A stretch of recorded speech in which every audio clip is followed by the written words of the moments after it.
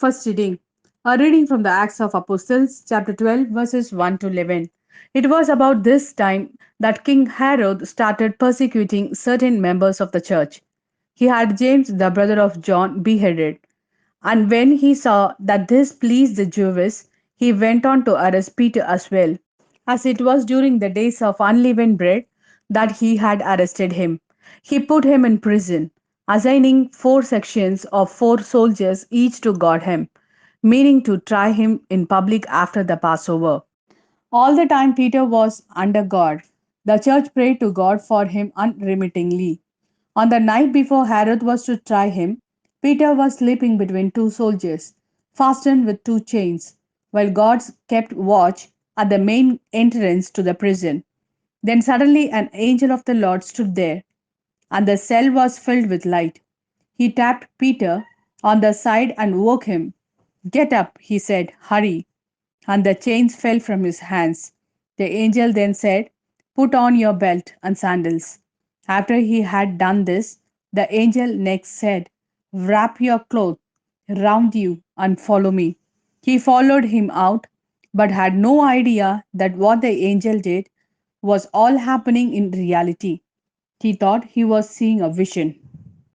They passed through the first guard post and then the second and reached the iron gate leading to the city.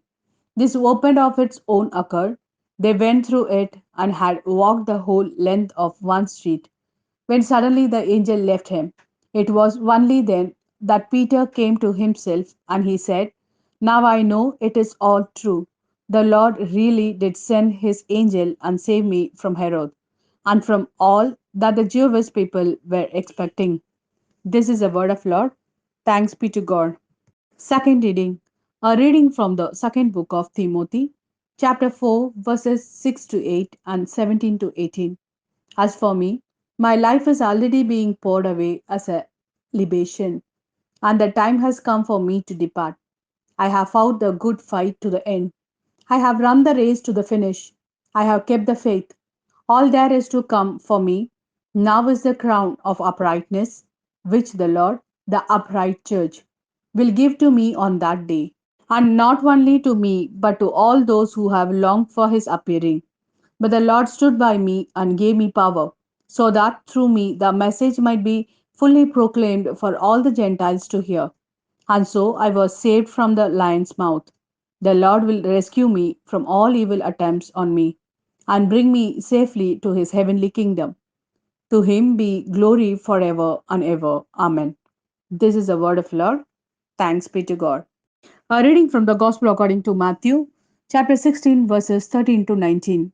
When Jesus came to the region of Caesarea Philippi, he put this question to his disciples: who do people say the Son of Man is? And they said, some say John the Baptist, some Elijah, and others Jeremiah, or one of the prophets. But you, he said, who do you say I am? Then Simon Peter spoke up and said, you are the Christ, the Son of the living God. Jesus replied, Simon, son of Jonah, you are a blessed man, because it was no human agency that revealed this to you, but my Father in heaven.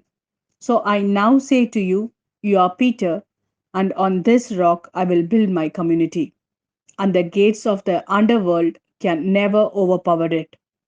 I will give you the keys of the kingdom of heaven.